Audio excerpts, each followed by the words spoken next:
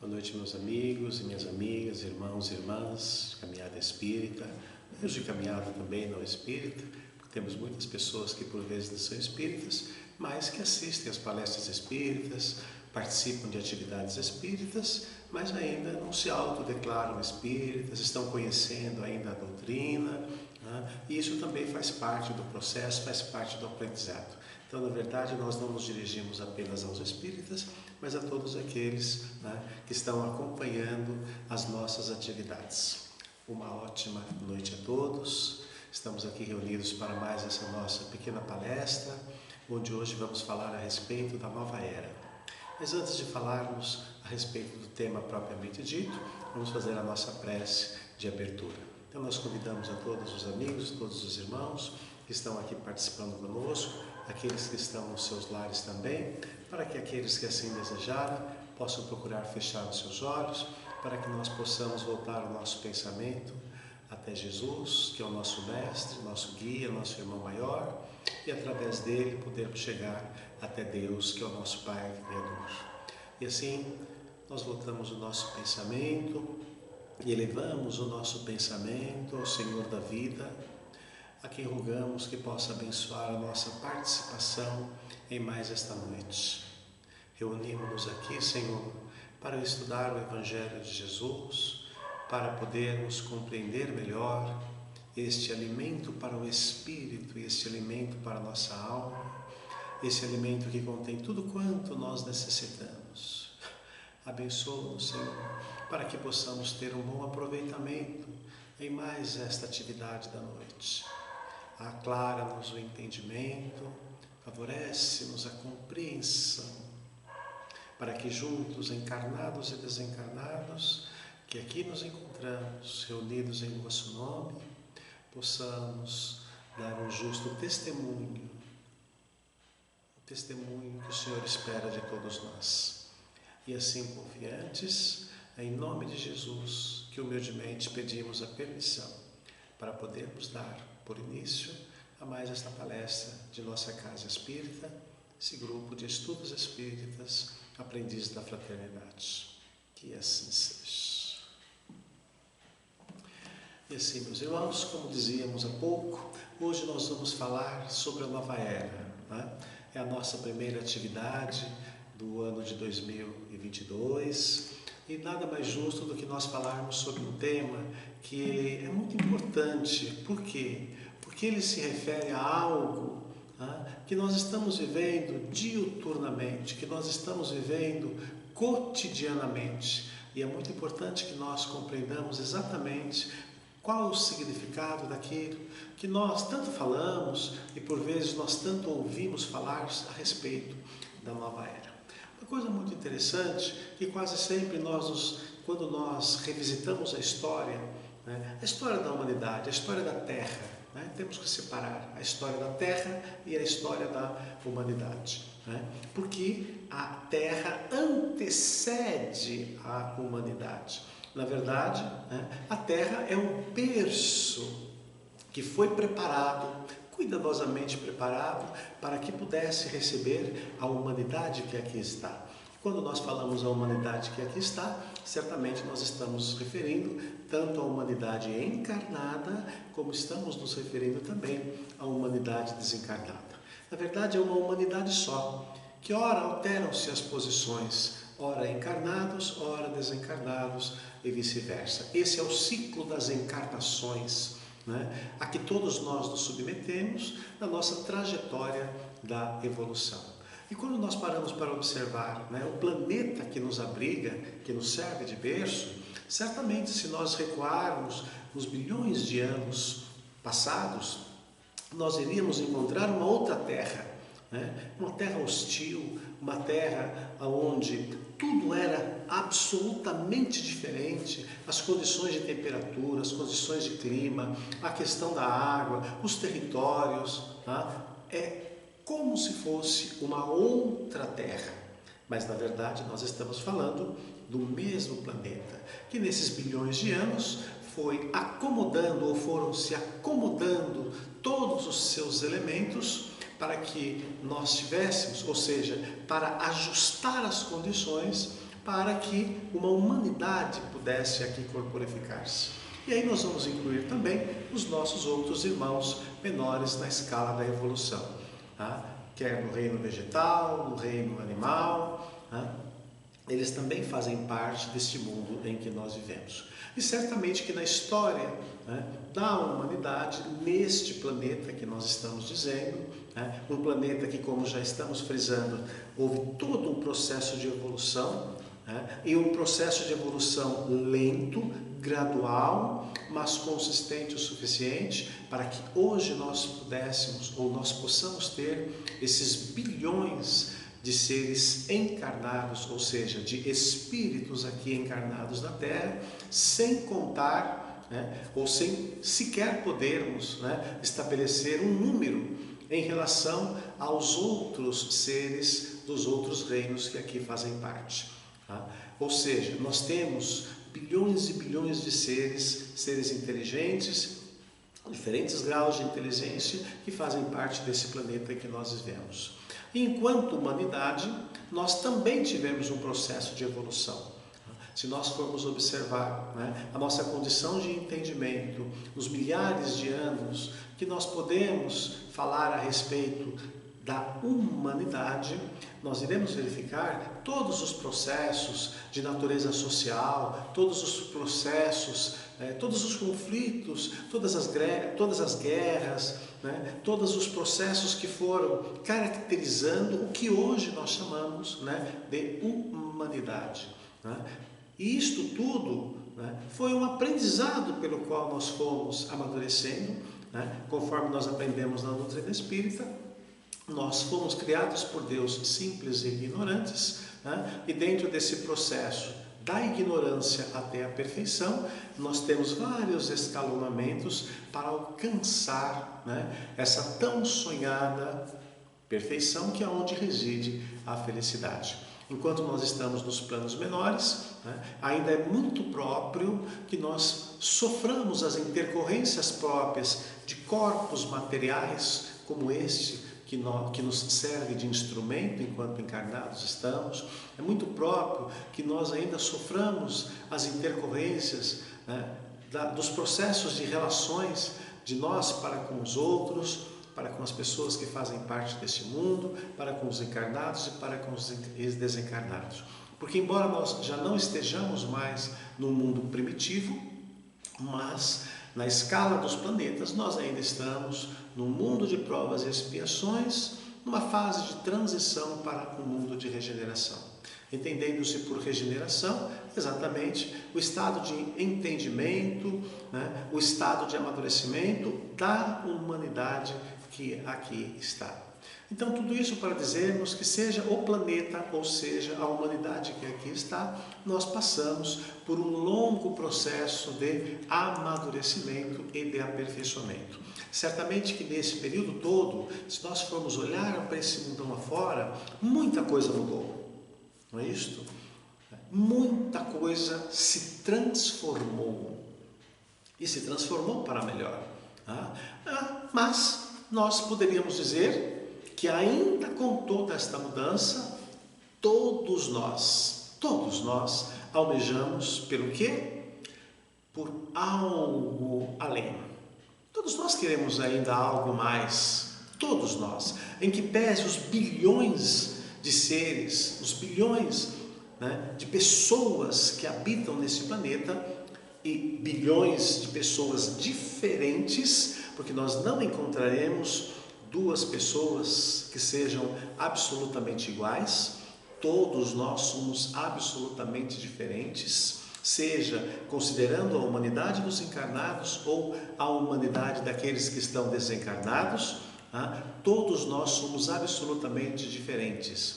Fomos criados pelo mesmo Pai, nas mesmas condições, simples e ignorantes, ninguém foi criado diferente, mas todos nós estamos num processo, né, de amadurecimento e de transformação diuturno, né, de tal modo que nós podemos dizer que, independentemente de onde nós estivermos e em que condição nós estivermos, todos nós temos experiências ímpares em todos os instantes de nossa vida. Cada dia que nós acordamos, nós teremos experiências únicas. E estas experiências únicas é que fazem com que nós sejamos seres absolutamente diferentes. E cada um desses bilhões que aqui estão encarnados ou desencarnados, todos almejam por alguma coisa. E o que é esse alguma coisa? Embora nós sejamos diferentes, o que nós queremos? Todos nós almejamos ser felizes. E só que nesse caminho de ser feliz, nós poderíamos dizer que são duas coisas que isto todos queremos. Duas. Ninguém quer o sofrimento e todos nós queremos ser felizes. Independente da nossa raça, da nossa cor, da religião, se nós estamos no norte, no sul, no leste, no oeste, se somos ricos ou se somos pobres, a qualquer pessoa, em sã consciência, nós diremos, ou nós perguntaremos a mesma coisa e as pessoas dirão: olha, eu não quero sofrer e eu quero ser feliz. Porque ser feliz é da natureza humana. Todos nós almejamos a felicidade. O que às vezes muda é o referencial do que nós entendemos por ser feliz. Alguns veem a felicidade na beleza do corpo, outros veem a felicidade nos cofres cheios, outros veem a felicidade nas mais variadas questões da vida. Então, apenas essa questão é que muda. Ou seja, aonde que eu deposito o meu referencial de felicidade. Mas todos nós queremos ser felizes. Em que pese todas as diferenças que nós tenhamos, todos nós queremos ser felizes. E aí, por que nós estamos dizendo isso? Porque quando nós falamos em felicidade, muitas das vezes nós projetamos a felicidade sempre além. A felicidade no nosso referencial materialista quase sempre está além. Então a gente acredita que nós precisamos morrer para encontrar a felicidade. Nós precisamos desencarnar para encontrar a felicidade, que a felicidade estará depois da morte.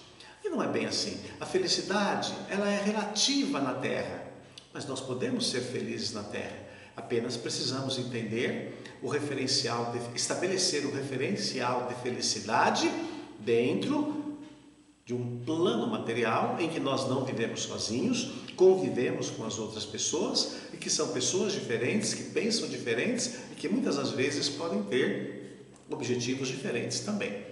Então, a partir do momento que nós conseguimos modular esta questão, entender-nos e entender os outros dentro das diferenças que nos caracterizam, nós podemos sim ser muito felizes aqui na Terra, mas dentro de um plano de relatividade. E é por isso que, quando nós estudamos o Evangelho de Jesus, nós vamos verificar lá a citação de que a felicidade não é deste mundo. Ou seja, Jesus estava se referindo ao quê? À felicidade plena, ao estado de felicidade plena. Quando nós passamos a entender esta questão da felicidade na Terra, a felicidade relativa e a felicidade plena, a felicidade do Espírito, nós começamos a entender melhor a questão da nova era. A tal nova era que todos nós estamos falando. Então, a visão de nova era que nós falamos, ou seja, que é um mundo pleno, de felicidade absoluta, onde o mundo não será mais absolutamente, ou será absolutamente diferente deste mundo, não é bem a noção de nova era que nós devemos conceber. A nova era, no sentido espiritual que nós devemos conceber, não é um mundo que vai se transformar como que com um toque mágico. Ou seja, da noite para o dia, como se nós estivéssemos dentro de um show de ilusionismo, com uma cartola, vamos tirar um mundo novo, uma nova era para todos. Não, essa não é a nova era, pelo menos não é a nova era real. A nova era que nós haveremos de conceber também não será uma nova era que irá mudar a partir de uma mera mudança dos calendários. Veja que todos os anos, quando chega no dia 31 de dezembro, um ano novo. Aliás, estamos aqui inaugurando um ano novo. E quase sempre nós temos as maiores expectativas de um ano novo, para um ano novo. Nós não queremos nada do ano velho, formulamos os nossos maiores sonhos, os nossos maiores projetos, porque nós queremos um ano novo. Tá? É como se, a partir da 0 hora do dia 1º, ou das 24 horas do dia 31 de dezembro para o dia 1º de janeiro, o ano é novo e tudo é novo. É como se fosse, né, como diríamos nós, né, a questão da Branca de Neve, dos 7 anões, né, da princesa, como se nós encontrássemos um sapatinho, e o sapatinho de cristal, a partir daquele momento, eu deixo de ser o que eu era e agora eu sou uma princesa ou sou um príncipe. Né? Este é o mundo da fantasia, meus amigos, mas o mundo real não é assim. Né? No mundo real, a partir da 0 hora do dia 1º de janeiro, ele continua sendo apenas um outro ano. Mas as pessoas continuam as mesmas. E é isso que nós precisamos compreender.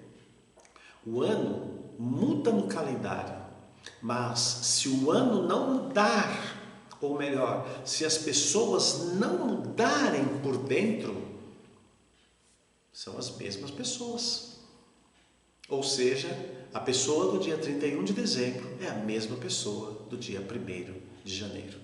Então o ano não muda simplesmente porque nós viramos uma página do calendário e o calendário deixou de ser 2021 e passou a ser 2022. E a nova era também não é desta forma. Ou seja, não existe nova era por ação miraculosa ou milagrosa. Isso é superstição. A doutrina espírita não acompanha estas superstições. Então, assim como o mundo não muda simplesmente porque virou uma página do calendário, a nova era não será uma nova era simplesmente porque nós concebemos uma data pré-fixada para que a partir de então é uma nova era. Não. A nova era, meus amigos, é uma nova era de um despertar da humanidade. É uma nova era de um despertar nosso, interiormente, no plano da nossa consciência espiritual. Mas é muito interessante que quando nós falamos a respeito disso, ou seja, que a nova era é um despertar, é muito interessante nós fazermos a seguinte analogia. Ou seja, não é porque nós estamos ali na nossa cama, dormindo, o despertar toca, não é porque o despertador aciona para que a gente acorde, que a gente vai se levantar. Muitas das vezes, o despertar toca, a gente dá um tapinha nele, aperta o botão do celular e volta a dormir novamente. Por quê? Porque nós queremos continuar dormindo. Trazendo essa analogia para o plano moral, é a mesma coisa. Muitas das vezes, o telefone, o despertador toca, chamando-nos à consciência de uma transformação, mas nós ainda queremos continuar dormindo. E a grande pergunta é, por que muitas das vezes nós queremos continuar dormindo? E a resposta é simples, meus amigos. Porque quando nós dormimos, nós sonhamos. E existem pessoas que querem continuar vivendo dos sonhos e não da realidade. O despertar, muitas das vezes, implica numa mudança de comportamento. O despertar, muitas das vezes, implica que a gente saia de uma zona de conforto ou da nossa zona de conforto e a gente realmente mude.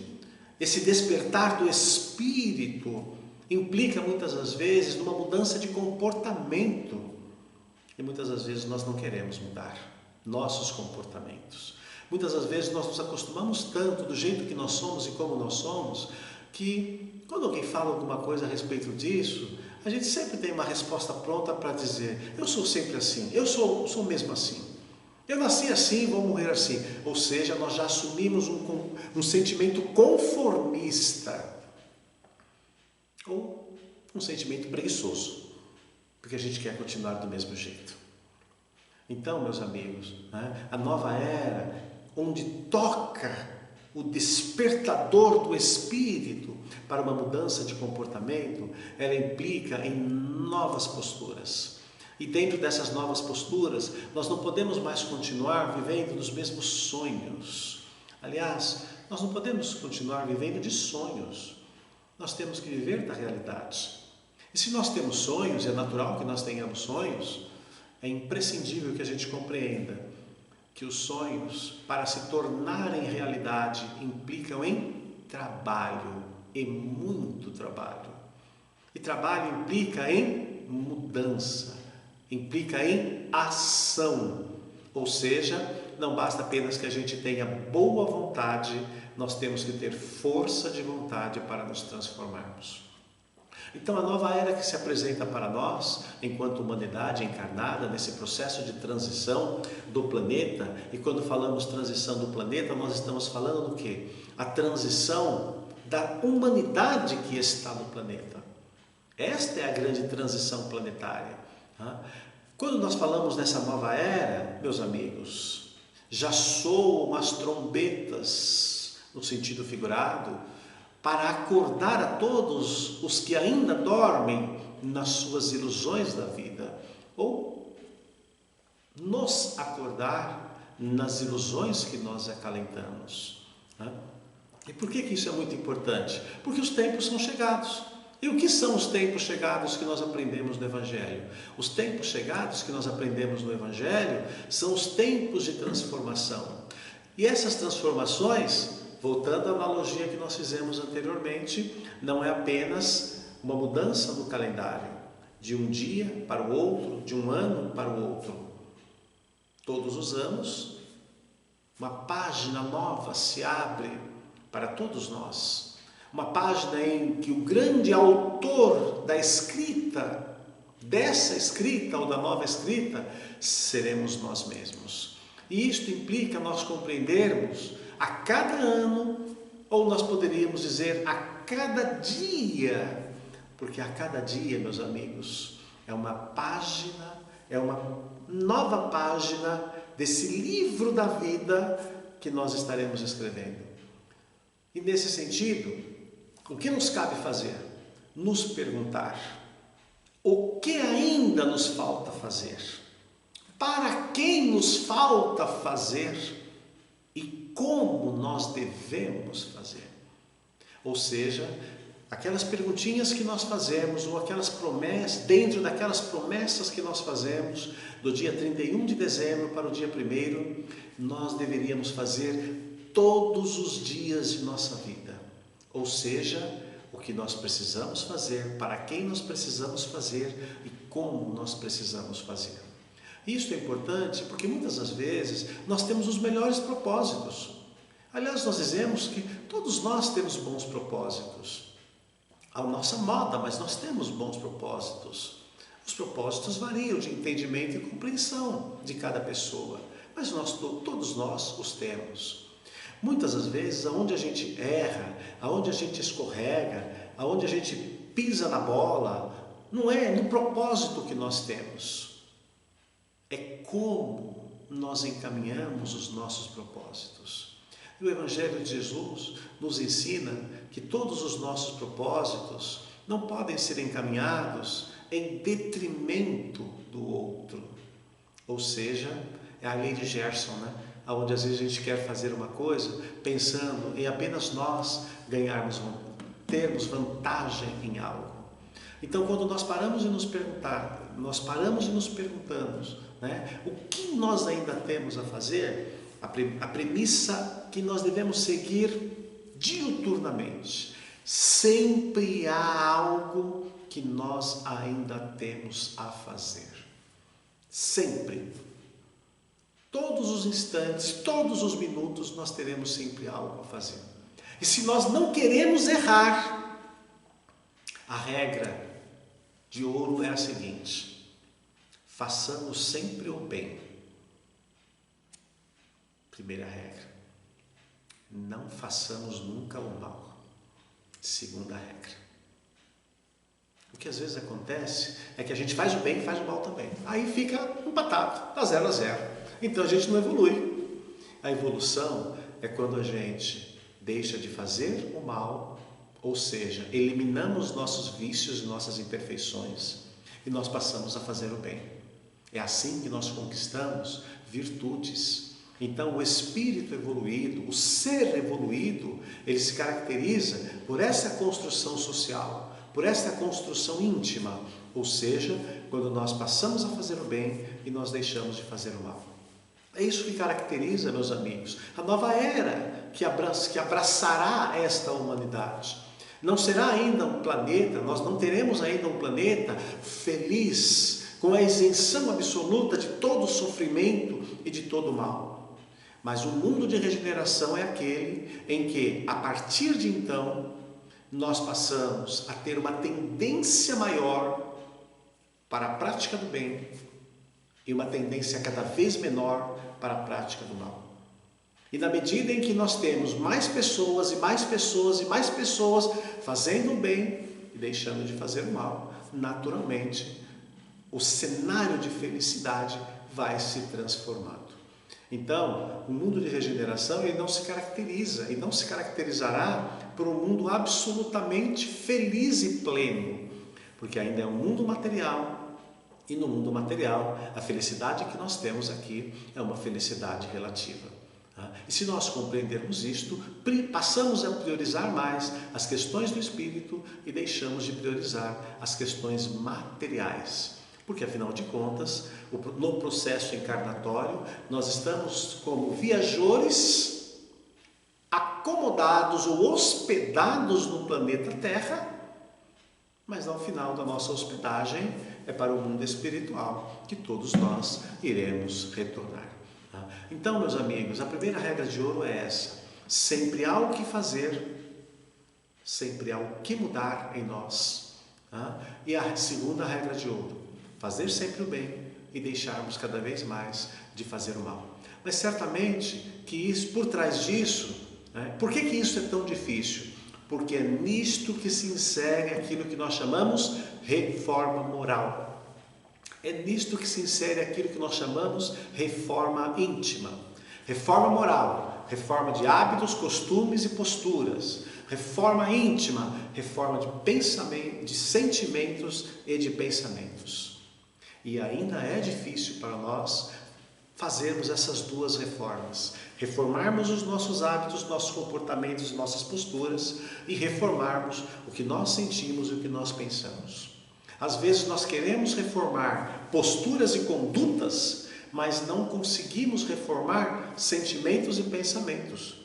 Não, meus amigos, nós temos que começar a reformar primeiro o que eu penso e o que eu sinto, em relação a mim, em relação ao próximo e em relação a Deus.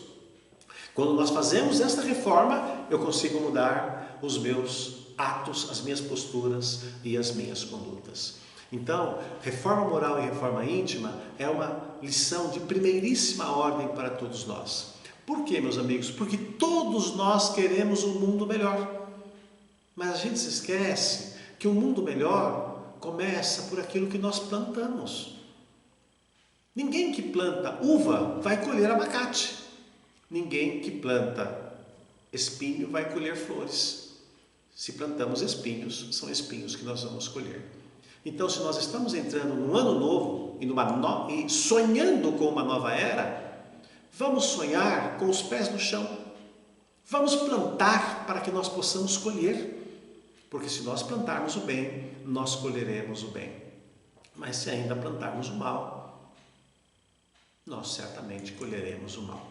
Então, um mundo novo começa sempre, e uma nova era começará sempre por aquilo que nós plantamos, mas passa obrigatoriamente por aquilo que nós mudamos. Veja, começa pelo que a gente planta, mas passa obrigatoriamente por aquilo que a gente muda. Ou seja, não existe nova era sem mudanças. Nossas transformações. Veja que Jesus conta uma passagem, nós tiramos uma passagem do Evangelho de Jesus, quando Jesus fala sobre que não se faz roupa nova com trapo velho. Ou seja, não se faz uma roupa nova com as coisas velhas. Ou seja, não existe nova era com as velhas práticas, com os velhos pensamentos, com os velhos sentimentos. A nova era começa por novas escolhas. A nova era começa por novas escolhas, começa por novas decisões. Nós estamos continuamente fazendo escolhas na nossa vida. Todos nós, todos os dias. A escolha se eu falo, se eu não falo, se eu faço, se eu não faço, se eu vou, se eu fico. E no plano moral não é diferente. Então, nós temos que compreender que todas as mudanças, a mudança começa sempre por nós. A gente reclama sempre que, esse mundo, né? Quando que esse mundo vai mudar? O mundo vai mudar quando todos nós começarmos a mudar. Então não existe transformação que venha para que se instale no coletivo que não comece pelos indivíduos. Então, enquanto nós estivermos reclamando da terra, do mundo, sem fazermos a nossa parte, não haverá mundo que vá se transformar. Então, o mundo se transforma a partir da transformação em cada um de nós. As dificuldades, meus amigos, elas fazem parte ainda deste ano novo que se abre. Assim como fará parte ainda de uma nova era que chegará. Mas nunca nos esqueçamos que entre 2 dias há sempre uma noite. E que a noite, por maiores dificuldades que elas apresentem, que se apresentem na nossa vida, ao final de cada noite, o alvorecer de um novo dia, o sol brilha novamente. É o ciclo da vida. Depois de uma noite, sempre o sol brilhará novamente. E nessas mudanças é imperioso que nós compreendamos que nós precisamos mudar aqui e nós precisamos mudar aqui. Mudar no que pensamos e mudar no que nós sentimos, como nós sentimos a vida. E nisto é muito importante que a gente compreenda, meus amigos, que não existe mudança sem esforço. Ninguém muda sem esforço.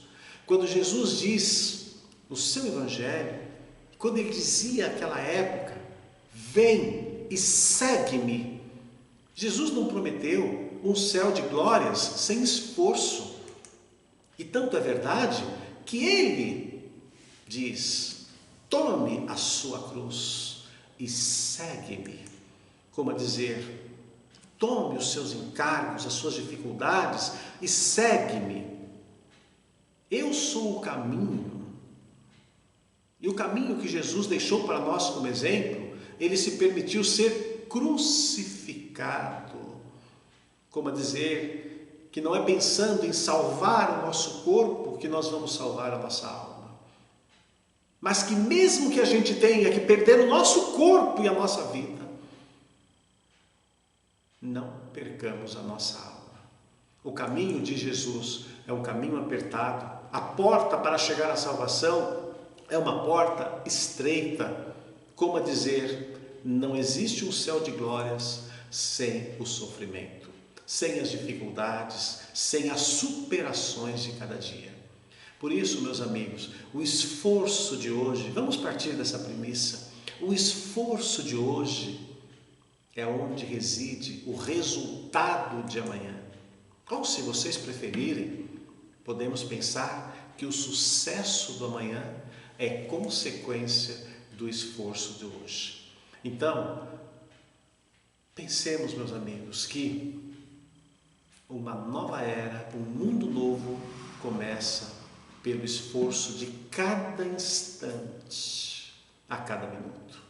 Quando Jesus diz, tome a sua cruz e segue-me, ele está querendo dizer, tome os seus encargos, tenha coragem, olhemos para frente.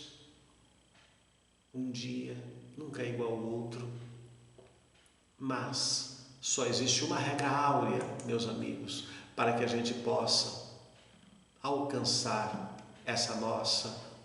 esse estado de plenitude, de felicidade.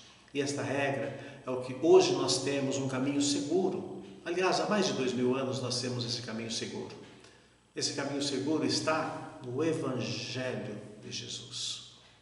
Hoje nós temos a doutrina espírita que nos ajuda a interpretar o Evangelho de Jesus como ele realmente deve ser.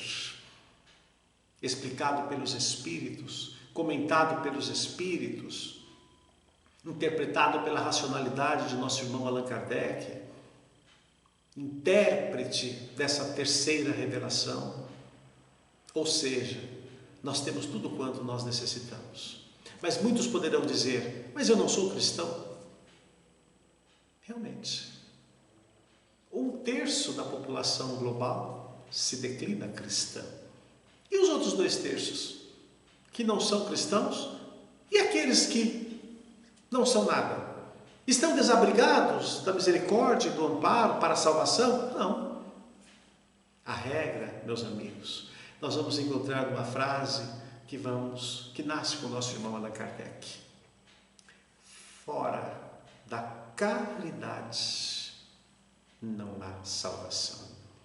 Então não importa se nós somos católicos, evangélicos, não importa que sejamos espíritas, no caminho da salvação é a caridade que está. E é muito interessante quando nós observamos uma frase do nosso irmão Francisco Cândido Xavier. Ele diz assim: se os espíritos houvessem, ou melhor, se Allan Kardec houvesse dito fora do espiritismo não há salvação, eu teria procurado outro caminho. Felizmente, graças a Deus, ele disse, fora da caridade não há salvação. Esse é o caminho, meus amigos, não só para esse ano novo. A caridade para com os famintos, a caridade para com os doentes, a caridade para com os desempregados, a caridade da palavra, a caridade do saber ouvir, a caridade é o caminho para esse ano novo. É o caminho para uma nova era. Que Jesus nos abençoe a todos. Vamos fazer a nossa prece de encerramento. E assim nós convidamos a todos os irmãos para que juntos possamos elevar a Deus aquela prece que nosso Senhor nos ensinou. Assim dizendo: Pai nosso que estais nos céus em toda parte, santificado seja o vosso nome. Venha a nós o vosso reino, seja feita a vossa vontade, assim na terra como nos céus. O pão nosso de cada dia nos dai hoje sempre, Senhor. Perdoe as nossas dívidas, assim como nós perdoamos aqueles que nos têm ofendido. E não nos deixe cairmos em novas tentações, cuja maior delas é estarmos afastados de Ti e de todos os Teus ensinamentos. E através desta prece, em Teu nome, Senhor Jesus, nós humildemente agradecemos todo o amparo espiritual que não nos faltou. Agradecemos a Deus pela oportunidade bendita que nos foi dada e rogamos a Ele a permissão para que possamos dar por término a nossa pequena participação em mais esta nossa palestra desta Casa Espírita. Que assim seja. E assim, meus amigos, meus irmãos, ao término de mais esta participação, desejamos a todos uma ótima noite, que Jesus nos ampare, que Deus nos abençoe ao longo de mais este ano, 2022, que seja um ano muito profícuo de realizações, mas principalmente de realizações para a nossa alma, porque de nada adianta nós salvarmos a carne, salvarmos o corpo e perdermos a nossa alma. Façamos, pois, como Jesus nos ensinou. Vem e segue-me. Uma ótima noite a todos. Uma boa noite.